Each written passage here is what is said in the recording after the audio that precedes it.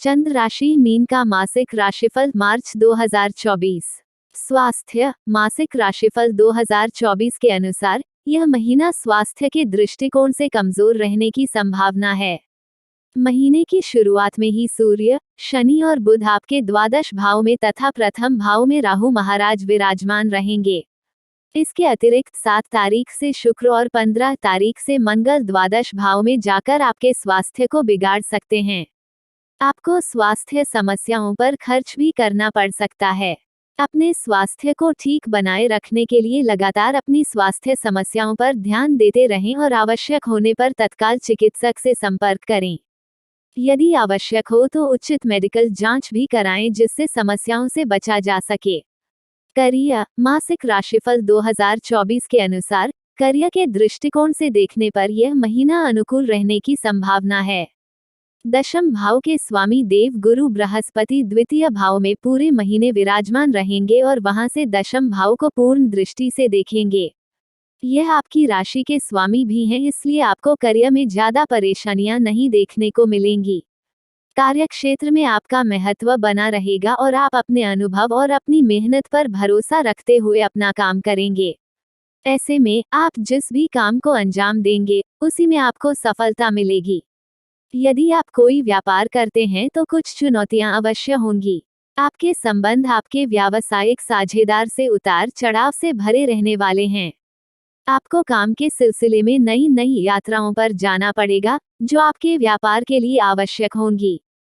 प्रेम विवाह व्यक्तिगत संबंध यदि आपके प्रेम जीवन की बात की जाए तो पंचम भाव पर मंगल और शुक्र अपना प्रभाव डालेंगे जो आपके रिश्ते में प्रेम के प्रति विशेष आकर्षण बढ़ाएंगे। आप अपने प्रियतम के दिल के करीब रहेंगे और आप दोनों के बीच अच्छा आकर्षण रहेगा। इससे भरपूर रोमांस के योग बनेंगे। आप एक दूसरे के साथ ज्यादा से ज्यादा समय बिताना पसंद करेंगे। साथ साथ घूमने जाना, फिल्म देखना या साथ खाना खाना जैसी चीजें आपके बीच लगातार होंगी। आपका प्यार आगे बढ़ेगा लेकिन महीने के उत्तरार्ध में कुछ समस्याएं आ सकती हैं और इस दौरान आप दोनों को वाद विवाद से दूर रहना होगा। वैवाहिक जीवन में कुछ समस्याएं बनी रहेंगी। महीने के उत्तरार्ध में मंगल की दृष्टि भी द्वादश भाव से आपके सप्तम भाव पर पड़ेगी और ऐसे में जीवन साथी के साथ रिश्ते में कुछ समस्याएं उत्पन्न हो सकती हैं। एक दूसरे को भली प्रकार समझ पाने में असमर्थ रहने के कारण आप दोनों के बीच कुछ गलतफहमियां जन्म ले सकती हैं जो आपके रिश्ते को बिगाड़ सकती हैं। इसके लिए आपको परिवार के किसी सदस्य से सहायता मांगनी चाहिए जो आपकी मदद करेंगे और इससे आपका रिश्ता फिर से ठीक हो सकता है। सलाह आप प्रतिदिन अपने मस्तक पर हल्दी या केसर का तिलक करें। प्रतिदिन श्री बजरंग बाण जी का पाठ करना भी आपके लिए लाभदायक रहेगा। मंगलवार के दिन किसी मंदिर में 2 मुखी तिकोना ध्वज लगाएं। एक अच्छी गुणवत्ता वाला पीला पुखराज रत्न सोने की अंगूठी में जड़वाकर शुक्ल पक्ष के बृहस्पतिवार को दोपहर 12 बजे से 1 बजे के बीच अपनी तर्जनी उंगली में धारण करना आपके लिए बहुत शुभ रहेगा।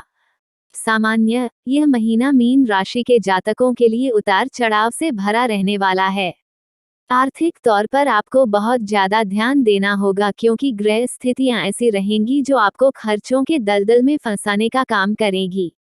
स्वास्थ्य भी कमजोर होने के कारण आप थोड़ा मानसिक और शारीरिक रूप से कमजोर महसूस करेंगे, इसलिए जीवन ऊर्जा में कमी महसूस होगी और आपका आत्मबल कमजोर रहेगा। इसलिए आपको अपने आत्मविश्वास को बढ़ाने पर ध्यान देना होगा जिससे आपको अन्य कामों में सफलता मिल सके। विदेश यात्रा के योग बनेंगे। आमदनी भी आती रहेगी। प्रेम संबंधों के लिए समय अनुकूल रहेगा जबकि वैवाहिक जीवन में समस्याएं सामने आ सकती हैं। करियर के लिए यह महीना बढ़िया रहने वाला है।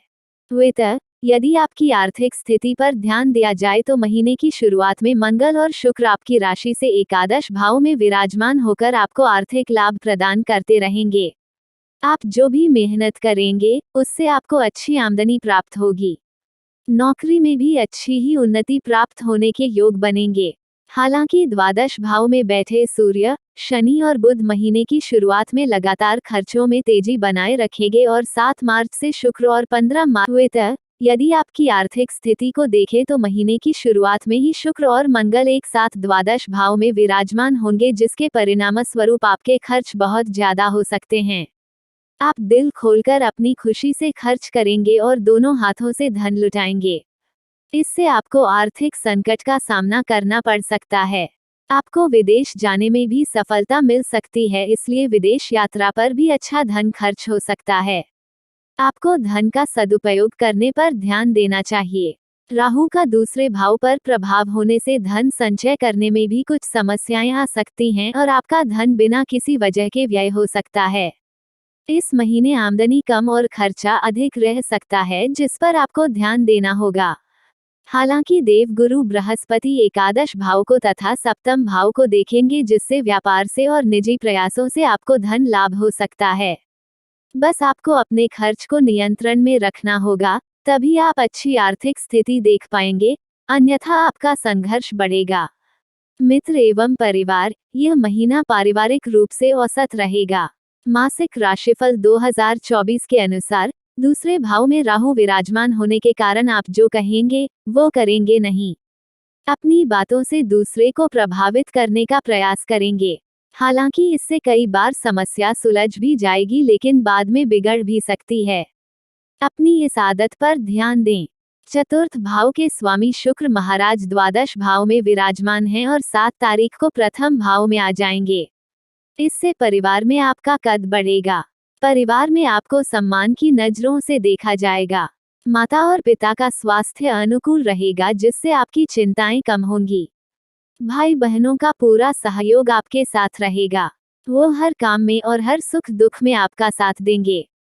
इससे आपको बल मिलेगा और आपका जीवन उनके प्रेम से और भी बेहतर हो जाएगा। आपके कामों में उनकी मदद आपको और बढ़िया करने के लिए प्रेरित करेगी।